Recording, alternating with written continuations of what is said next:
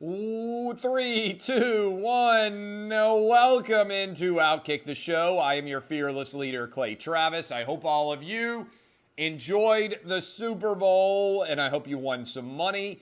We'll break everything down here momentarily, but right off the top, I want to start here. We got to dive into Stafford and Odell Beckham and Cooper Kupp and Joe Burrow and Jamar Chase and Eli Apple getting roasted and toasted and everything else.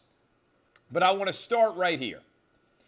Over 100 million people watched the Super Bowl on Sunday.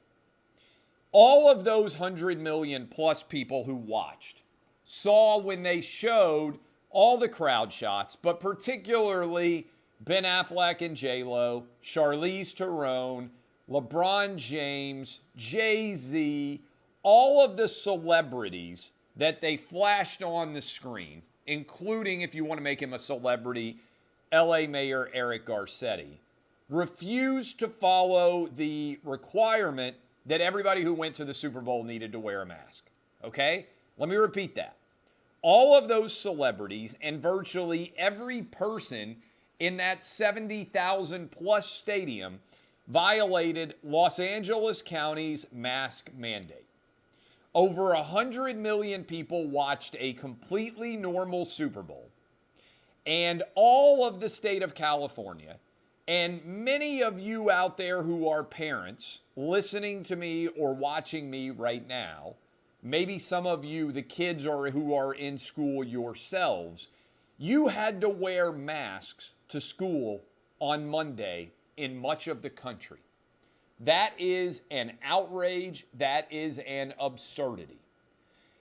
Everywhere out there is starting to end their mask mandates, but they're doing it in reverse order. For instance, Washington, D.C. has announced that vaccine passports are over and that the indoor mask mandate will be soon too. Yet they are still requiring kids to wear masks in school. If we are going to open bars and restaurants and gyms and movie theaters 100% back to normalcy for adults, why in the world are kids still being required to wear masks when, one, we know masks don't work, but two, if you are concerned about health, kids have the least risk from COVID of anybody on a statistical measure.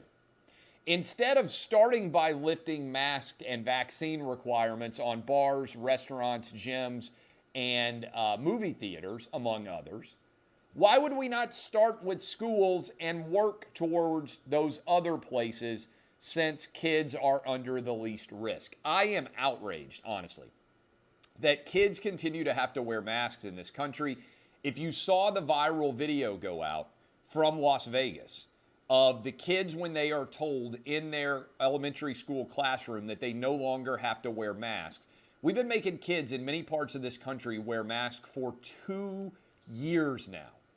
The number of kids with speech issues is up 300% in this country because watching the way mouths move and the way words are articulated is wildly important for learning how to speak yourself and certainly for learning how to speak a foreign language. So as we watch an event like the Super Bowl, to me, when 100 million people are watching 70,000 plus, mostly rich and many famous people, deciding that they are not in any way going to wear a mask, why in the world are masks being required anywhere? And I have to tell you, I was in LA for a week. I flew out there on Sunday. I flew back on Saturday night, right before. I watched the Super Bowl from my couch. I always like to watch the Super Bowl from home. People say, why do you leave before you go to the Super Bowl? Because I'd rather talk about the Super Bowl like 100 million people watch it than I would watch it in person with 70 some odd thousand people, unless and until one day the Titans are in the Super Bowl or my beloved city of Nashville, my hometown, hosts the Super Bowl, which I'll get to in a minute here. But I have to say it is shameful, it is inexcusable, it is indefensible that any kid in America today was wearing a mask. There's no science to support it. It is a child abuse, a form of child abuse in my mind for kids to be required to wear masks right now. Okay, so that's my big picture takeaway outside of the world of sports. What's the takeaway from the Super Bowl itself? First, Sean McVay did what was necessary to go get the guy who could win him a Super Bowl. Got there before with Jared Goff, only put up 3 points, knew that Goff's limitations would keep him from winning a Super Bowl, even though he had a wildly talented team surrounding the quarterback position. Goff was good, not good enough to win a championship with. You go get Matthew Stafford, never won a game in 11 years with the Detroit Lions. He rolls into the Super Bowl, wins 3 straight playoff games, now a 4th straight postseason game, and I believe now Matthew Stafford cemented his legacy, will be an NFL Hall of Fame quarterback. Thrown for almost 50,000 yards, will play another 3 or 4 years at least. Certainly will add, assuming he stays healthy, over 10,000 more yards going forward. Signature win for 36-year-old Sean McVay.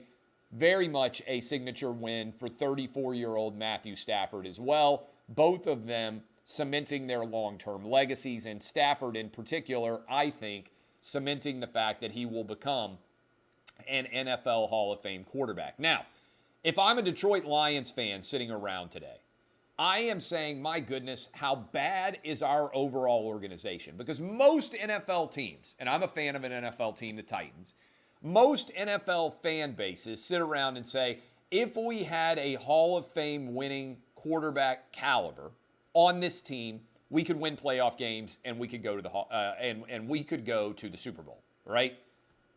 Detroit Lions had that.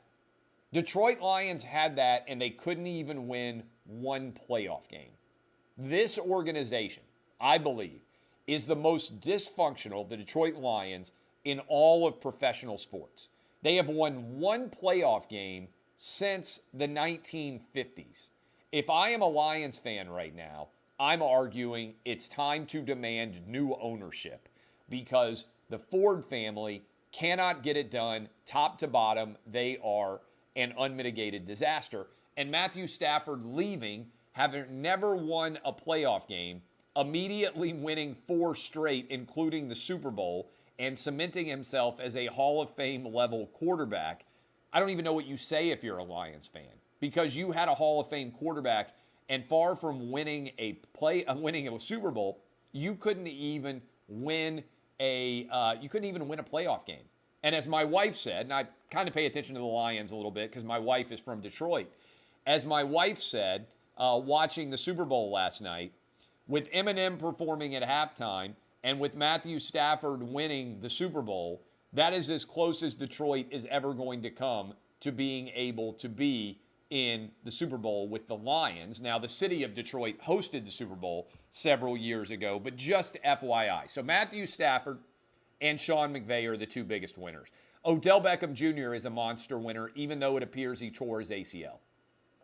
Because the argument against Odell has been that he's a malcontent, that he's not a team guy, that he can never find a way to win. Remember, Odell Beckham Jr. had never won a playoff game. In fact, the only playoff game that he had ever played in personally was the yacht game. Remember when he traveled down to Miami and all the receivers got their picture taken on the yacht the week of the playoff game on their day off, and then they went back and then they got whipped. That was with Eli and the Giants. So the next year that his team was in the playoffs was last year, and the Cleveland Browns went out and won in the playoffs against the Steelers without Odell Beckham.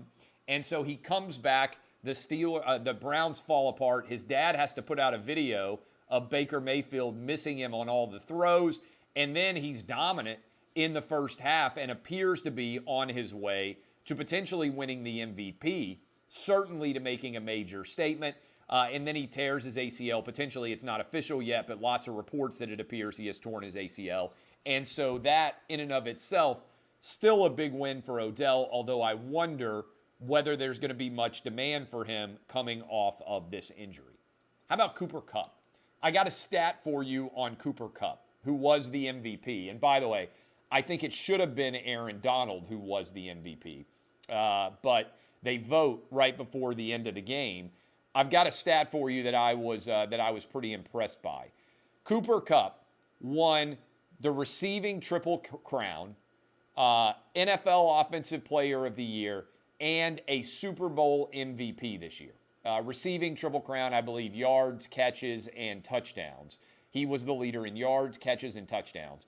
Also was the Offensive Player of the Year in the NFL and the Super Bowl MVP.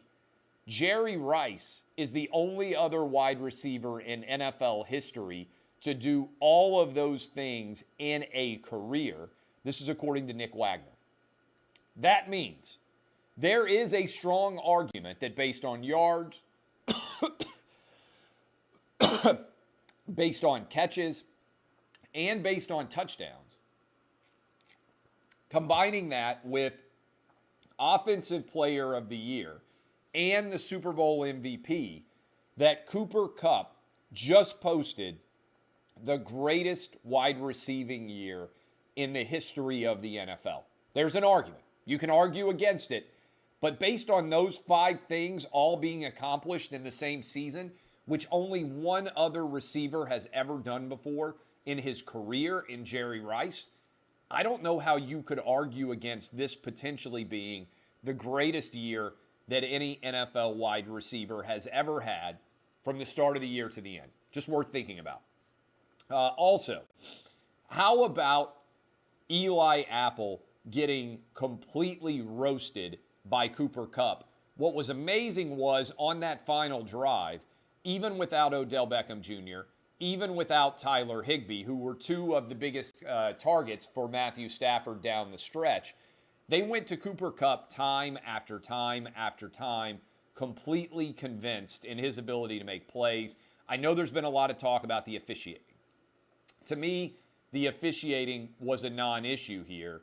The Rams were the better team throughout the game. And if you want to talk about the single biggest blown call of the game, it wasn't calling offensive holding or offensive pass interference late. I think those were the right calls. It was the blown call on the 75-yard touchdown when Jalen Ramsey got his face mask grabbed and was completely thrown to the ground in the midst of that catch. That should have been offensive pass interference. That should have been a penalty to move them back and make it, I believe, 1st and 20 to start that drive to begin the second half. That play gave the Rams the Bengals the lead, and was then quickly followed up by an interception from Matthew Stafford on the next play, which allowed a 10-point swing effectively. Who knows how that game would have played out? I feel as if the Rams would have likely dominated even more if Odell Beckham Jr. doesn't get injured, and if the game had been officiated in that manner where you took that 7 points off the board. I don't feel like the Bengals were jobbed by the officiating. I also believe that ultimately the Bengals were very fortunate to be where they are, given the fact that they couldn't block for Joe Burrow. And the reason why I bet on Aaron Donald to be the MVP was because I expected that sooner or later the Rams would do what they did, which is dominate against the Bengals' offensive line. And that's what we saw down the stretch run of this game. Remember, even if you disagreed with the calls that were made late, the 23-20 lead, the Rams had to kick the ball back to the Bengals, and Cincinnati and Burrow got the ball. They were at midfield with plenty of time remaining when they got stopped by the Rams' defense. Huge plays back-to-back by Aaron Donald. He then gets up and says, "Give me my ring," effectively. To me, Aaron Donald should have been the MVP in this game. Instead, Cooper Kupp was, which, again, I can see the argument for Cooper Kupp. But to me, the biggest takeaway there is the failure that we saw going forward coming out of the Bengals' offense, by and large, and their inability to actually block. That, to me, was by far the largest and most signature event going forward in terms of this game. Joe Burrow. What do we think of Joe Burrow going forward from here? I think it is an incredibly intriguing question, right? 25-year-old Joe Burrow is beyond a shadow of a doubt one of the most accomplished quarterbacks, young quarterbacks in this league, right? I would argue in the AFC, you have got Cooper Kupp as the best wide receiver right now, in the NFC right now, right? But in the AFC, we have got a bunch of different interesting angles here from a quarterback position because you've got young quarterbacks. You got Joe Burrow, you got Patrick Mahomes, you've got Justin Herbert, you have Josh Allen, and you've got Lamar Jackson. 5 guys, all 26 or under, going forward. Who is going to be the best of that bunch? I think Joe Burrow will find himself back in the postseason, certainly many years. I'm not sure how many Super Bowls he's going to make, simply because it's so hard to make a Super Bowl, and there are so many talented young quarterbacks in the AFC. So that's why this one stings if I'm a Bengals fan. Yes, you can go get better help on the offensive line. Yes, I think that Zach Taylor made the right decision in going out and getting Jamar Chase instead of taking Penei Sewell. But I still feel, by and large, like the grand scheme of things, there are going to be relatively few games where Joe Burrow has a chance to win a Super Bowl. It's hard to get to the Super Bowl. Cam Newton never got back.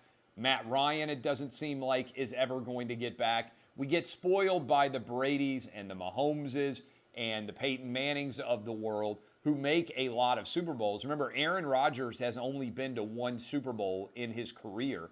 Why do we think that he's suddenly going to be able to also get back to another one? I think it's going to be far more challenging than many people would recognize. I love Joe Burrow. He's already won the Heisman. He's already won, been the number 1 overall draft pick, won a national championship at LSU. I think he will win a Super Bowl before his career is over. But I'm not sold with this idea, especially in the AFC North, where you've got Lamar Jackson. The Steelers are a historic golden franchise with a great coach in Mike Tomlin, even after they have to replace Big Ben. And then you look overall at the mess that could be out there surrounding the Browns. Maybe they end up with somebody good, maybe not. But I think the odds of Burrow winning the AFC North all the time and basically stamping it as his own division is more challenging than not. Halftime show. A lot of opinions out there on the halftime show. I loved it because I think the 1990s are the greatest decade in American history. This is the music I grew up on, right? Snoop Dogg, Dr. Dre, to a certain extent, 50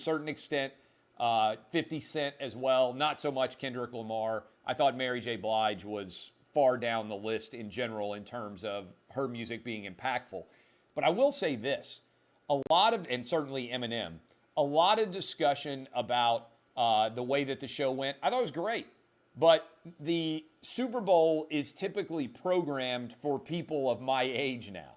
So it used to be the music, most of the artists are 10 or 20 years past their prime. And most of those artists also are past their prime, whether it's Dre, Snoop, or Eminem, who were the signature events. Some discussion about Eminem taking a knee. I didn't really care about that. First of all, I thought Eminem was taking a knee to pull himself away from being the attention and to honor the soundtrack that Dr. Dre played on his keyboard that basically was saying, hey, this is for Snoop as we got ready to make the transition to a new song, but it was in honor of Tupac. And I kind of hoped they were going to bring out the Tupac hologram. Didn't end up happening. California Love, the Snoop songs, the Dre songs, all of those iconic. 50 Cent looked like he was $1.25 now. Not as svelte as he used to be. Can say that for a lot of us, right? Maybe not our best shape, certainly after all the COVID mess over the last couple of years. A lot of people have packed on a few extra pounds. 50 has. If he got shot 9 more times, he's got better chance of survival even now than he did back then because it certainly looked like he had some added poundage to help to withstand any gunshot wounds. He was not all muscle like he used to be. All right, couple of other things in general. But anyway, I liked the halftime show. I thought Eminem, whatever.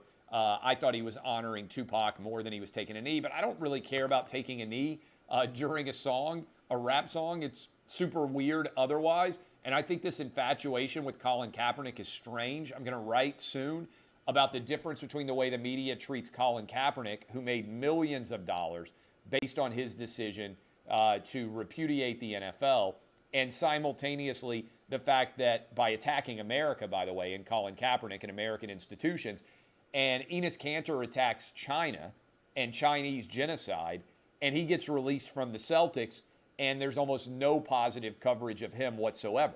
So you're better off ripping America inside of America, and you get rewarded for it, than if you try and hold China accountable. What does that tell us about Chinese power and modern American society? And speaking of that, Brian Flores has filed another lawsuit, which is absolutely ridiculous. He has amended his lawsuit and added the Houston Texans as another defendant, now arguing that they didn't hire him because of racial discrimination, but they hired Lovie Smith instead, who was also a black head coach. But that's not good enough for Brian Flores. He said that he was the obvious choice over Lovie Smith, and that the only reason he didn't get hired was because he filed the lawsuit. Well, why file the lawsuit? I agree with you. That's what I said, Brian Flores. I said instead of amending the complaint to also sue the Houston Texans, you should be amending your complaint to also fire your lawyers who gave you awful legal advice. There's absolutely no way to justify any of this from a legal perspective. And so it's embarrassing of Brian Flores. It's embarrassing for his lawyers. It is an embarrassment all around the way that this situation has played out. Just awful, right? Hillary, it appears, has spied on Trump. This is a big story. We are going to follow that going forward to see what exactly comes out of it from the Durham investigation. But it's wild that this story is not being covered by the New York Times, by the Washington Post, by MSNBC, and by CNN. Based on the allegations that Durham has laid forth, this is the most significant potential involving of the presidential campaign in illegal activity that I have seen since Watergate. And this, if it's proven, would be more significant than Watergate, and yet the mainstream media is by and large pretending that this story does not exist after hyping Russian collusion against Trump for 5 years. Now we have evidence that the Clinton campaign may have been colluding to try to create this Russia narrative out of whole cloth, and it's wild that the media is mostly pretending it did not exist and not covering it at all. And so this story we are going to continue to cover, and Donald Trump Jr. was on the show in the second hour of the program, the Clay Travis and Buck Sexton Show. Let me thank you guys again for all listening as you did in such massive numbers for January, biggest audience we've ever had, nearly 12 million downloads of the show. And I encourage you guys to keep subscribing and keep downloading as well.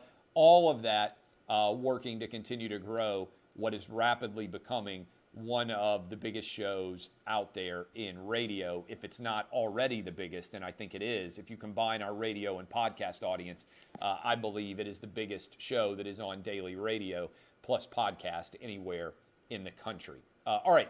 I love all of you. I hope you won some money gambling. I will be on Fox Bet Live here in a little over an hour for the final show of football season. We won't be back on Fox Bet Live until we get to March Madness time. We get a few, a month off until we come back for the NCAA tournament. I appreciate all of you. DBAP, unless you need to SBAP, congratulations to the LA Rams, to Sean McVay for doing what he needed to do to find a way to win a championship. This has been Outkick the Show.